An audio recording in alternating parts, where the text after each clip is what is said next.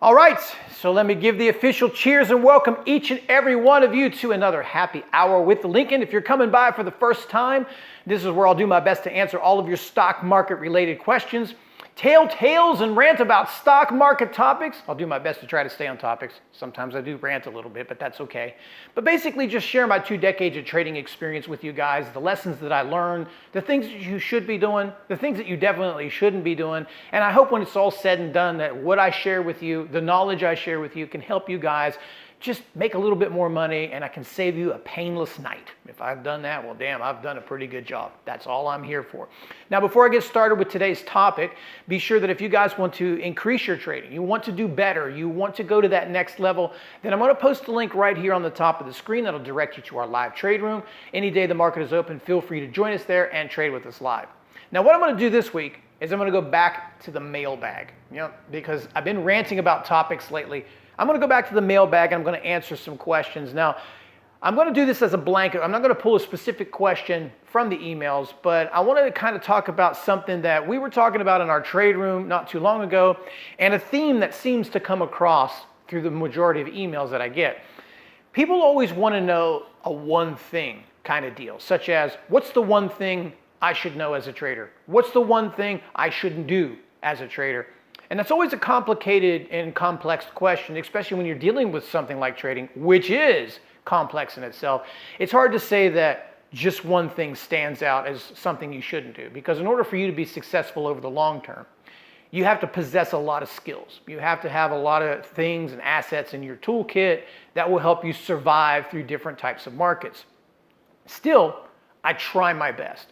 So kind of the theme that's been coming across a lot is, what is the one thing that hurts traders the most? What's the one thing that hurts investors? What's the worst thing that can happen? Now, obviously, this is just my opinion. And, there's a lot of bad things that can happen to a trader.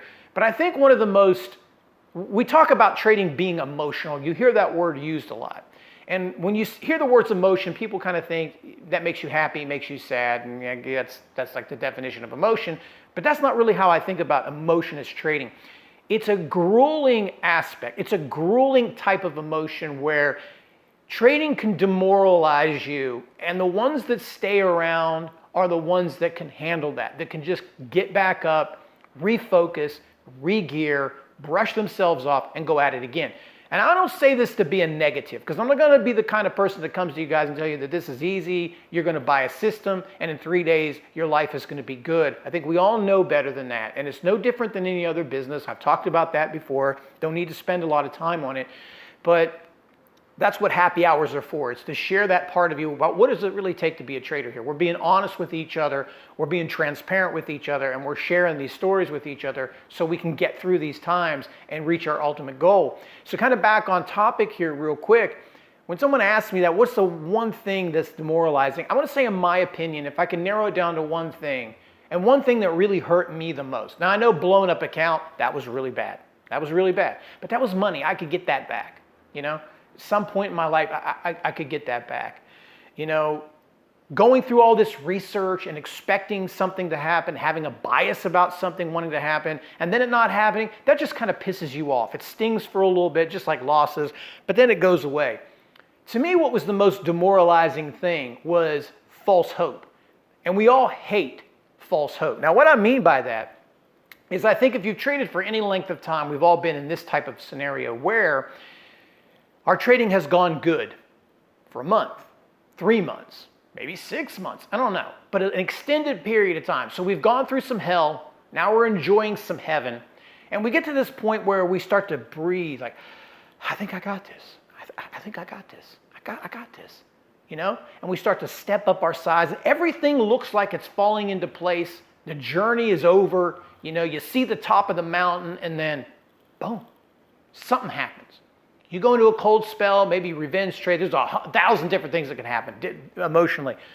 But you take this big setback. And the setback is usually so large that it has destroyed all that you have worked for, right? All of it. So maybe you've gone 3 months, and then one bad day in the market, it gaps down, limits down, goes down 1,500 points in one day, and everything that you made over the last month it's gone. It evaporated just like that, one day. And that's how the market works in a lot of cases. And I think we've all been through a scenario like that, whether it's 1 week and then a terrible week and, 2-3 months and so on. And I think what sucks about that, obviously, is we get our hopes up. And sometimes we're confused about those hopes. Sometimes, like you get in a really big bull market like this week, it's going to be a little easier to make money. And this was my problem back in 2000, was that I confused bull markets for skill. I luck for skill. I was actually being lucky when I was making money. I didn't have any skill. Then when it was time to have some skill, I didn't have any, and there went my account. Now, I'm not saying that's how you guys are going to go, but I'm just saying. So we kind of go through those phases. Now, the first time, why I say this is the worst, is because most of us who decide to trade, we're resilient people in the first place. I give you all credit for that. You're going to be an entrepreneur, you're going out on your own, you're trying to make business. You got some sort of thing inside of you that wants to be better, wants more. And I appreciate that, and I really do respect that. So we're all a special breed in the first place, and we normally can dust ourselves off after a setback. Now, when it happens again, it's kind of worse, right? And I say this is the worst part because if it happens about 3-4 times, you really start to get worked over mentally. This is where I talk about the grind. It starts to press onto you that you're tired of getting back up. And I'm going to admit it, you're tired of getting back up. For my case, I was sick of getting back up. I was sick of having all of this good work be destroyed so fast. And it started to work psychologically on me in this manner that I would say, I'm tired of working 3 months, 4 months, and doing really well, thinking I'm going to be a professional trader. And then all of a sudden, it's gone, I'm tired of having to recover from that. Each time that I had to recover, it became more exhausting. It became more emotional. It became more straining. And eventually, for a lot of us, we just give up because what will happen is while you're trading, you'll realize that, hey, these gains are fake. And they're not fake in essence that they don't exist, but you're saying these gains are fake because something's going to come along. That's how I was. So something's going to come along and take these gains. And then I'd start going on these streaks, winning streaks, and I'd become more conservative rather than more aggressive, right? It started to draw me back because I'm like, any minute now, I'm going to screw this whole thing up. Any minute now, my account's going to go. What's going to happen? What day is it going to be? And then it started to work on me and play like, mental games with me. And I think, again, I'm not saying it's going to be that way for everybody, and you would consider that the worst thing. When I think, and I've been through a lot. I've blown up accounts. I've quit trading several times. I've lost, thousands of nights of sleep.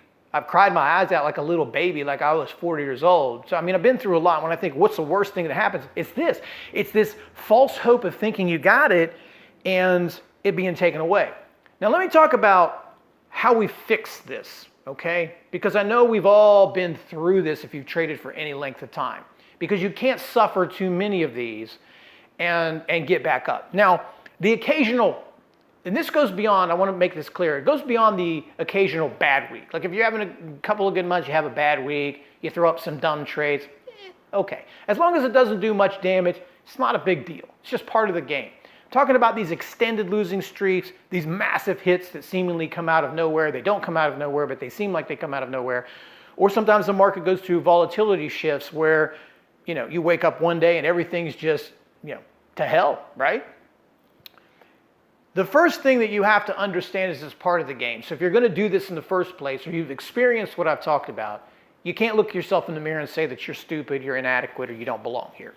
This is something we all have to go through, and that's why, again, I do the happy hours to let you know that, on my road to being a professional trader, these were things I had to deal with. These were situations I had to overcome. So you're going to have to deal with it. No big deal. The thing you have to look is why they were happening. Now, in my case, they were happening because I had no respect for things like stop losses. I had no respect for things like, speed and the mentality. Like, hey, I need to get out of the market now. I need to be safe rather than sorry. I need to hit the bid and ask questions later. I kept fighting with stocks, or the more money I made, the better my win rate was. The more winning trades I had, the more ego I had. And I would just think I can fight my way out of everything. And some of these really came back to bite me pretty damn hard.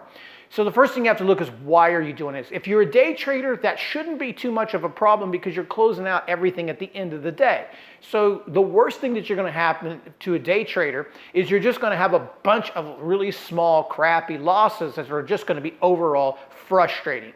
Now, if they get overall frustrating and you're constantly pounding your head against the wall, that may lead to you saying, I'm done stopping out, I'm going to fight with the next trade. You can't do that. You have to stay disciplined. That shouldn't be too much of a problem with the day traders. A bigger problem comes from the ones that you hold overnight, swing trading and stuff like that, because you can, in fact, it doesn't seem like that now, but if you remember just a couple of days ago, last week, the market had some gap downs. It had a 1,000-point down day, seemingly out of nowhere. And much of those gains that you make get taken out in a situation like that. So first and foremost, we have to understand that this is a part of the process of learning to trade. Now, each trader has their own process, and if you're doing this on a regular basis and it's happening to you more often than not, you really need to take a look at how are you managing that risk, okay? Now, a lot of us look at trading and we look at it from the standpoint of winning and losing. It's all about winning and losing because just generally as people with DNA, we want to be winners. We want to call ourselves winners, but trading really isn't like that. It's about the P&L. It's about managing risk, controlling risk, more than it is about making the money. Because if you can just manage risk and you can control your risk, and you can keep yourself, like basically, instead of getting up trading every day and focusing on how much money you need to make, if you can get up focusing every day on how much am I not going to lose? How can I best protect myself? How can I make sure I'm disciplined? The money itself, it will make up for itself. You'll make money that way rather than just chasing gains, because that's the greed, the ego. We've talked about all this stuff before in happy hours. That's the kind of stuff that leads you down a really destructive path and causes you to make mental mistakes that eventually the market will do what it does to everybody, which is humble them, right? So if that's the problem with you and it's happened 3-4 times, you really need to take a look at the risk. That's where you've got to look at why are you so exposed at a certain time to a market that allows that to happen to you? Why are you so vulnerable that 1 or 2 bad trades can clean out all of your good work? Is it because your gains aren't big enough in the first place? Because you keep taking tiny, small gains and letting your losers run? Is that the problem? Is it a problem like it was with me where it was ego, that the better I got, the more consistent I got, the heavier I got, the more ego I got. And sometimes it got so bad that I just felt I was invincible, and then humbled I was. I paid the price. And that was my issue, you know.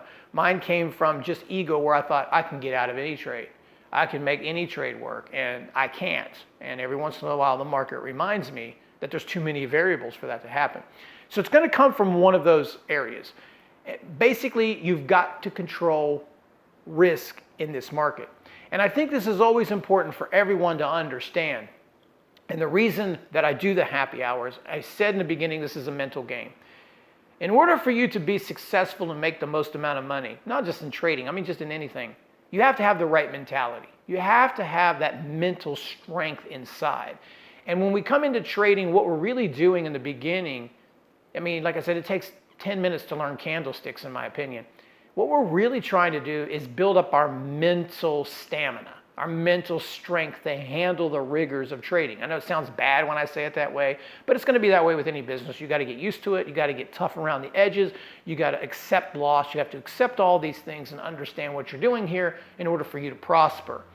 But I think it's important that we can't have too many setbacks of devastation, because if you constantly blow up accounts, if you have repetitively poor behavior, or if you have these large setbacks like I'm speaking of, most of the time that is coming from a lack of discipline. It's coming from disrespecting stops. It's coming from revenge trading. It's coming from not trusting your process, not believing your process, or backing out on your process, backing out on yourself. So you think when you're revenge trading, when you're anger trading, when you're aggressively trading with no plan, the only thing you're hurting is yourself. You're hurting you. You know, you're not getting any revenge on the market because the market doesn't care. You're hurting you. You're putting yourself at risk. And what you're doing is you're developing poor mental habits. These poor mental habits are going to continue to plague you throughout your trading career. So when I look back at mine, simply put, I didn't study enough in the beginning. I took the bull market for granted. I revenge traded during the bear market. I lost accounts. Then when I learned how to trade, I took 3 years, maybe 4 years, before I could actually work, because I learned how to trade in 6 months after I came back. I learned how to be disciplined, how to do stops, how to study more, how to be better, how to be faster. But I spent the rest of the time trying to figure out, how can I believe me? How can I believe myself? How can I trust myself? How can I trust me not to screw up again? And it took me 4 years almost to figure out, how will you believe in yourself again?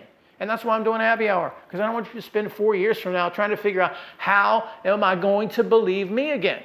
How will I trust me again? You got to trust you, right? So in a recap, guys, to me, one of the worst things that could ever happen to you as a trader are these massive setbacks, because they give you, nobody can do a business that way. Let's put it that way. Nobody can run a business and go, okay, I can't be happy for 3 months and then destroy it all in a day. Who can live that way? How can you have an effective business, an effective career? You can't live like that, right? No one can live. I don't expect you to live like that, and neither does anyone else. You can't. So you have to think about that when you're trading. And basically when you're trading and you're investing, you have to think, losses come first. I have got to draw the line somewhere. And you just have to do that. There's no negotiation about that. You have to do that. You've got to control your losses. You've got to manage your risk. Otherwise, you're done. It's only a matter of time. That's it. It's just an accident waiting to happen, like the whole skating on thin ice. It's just, you can laugh about it. People can tweet about it. You can throw the money in the air and do all that kind of stuff. It's just a matter of time. If you're not paying attention to risk, it'll get you at some point. So anyway, guys, I hope this helps you. As always, if you feel free, man. Just feel free to join me in my live trading room. Hope you enjoy these happy hours. If you have topics that you think would benefit the community, send them to me at support@thelincolnlist.com. Until the next happy hour, thanks for watching. Show your support by subscribing to the channel and liking the video. Until next time, cheers.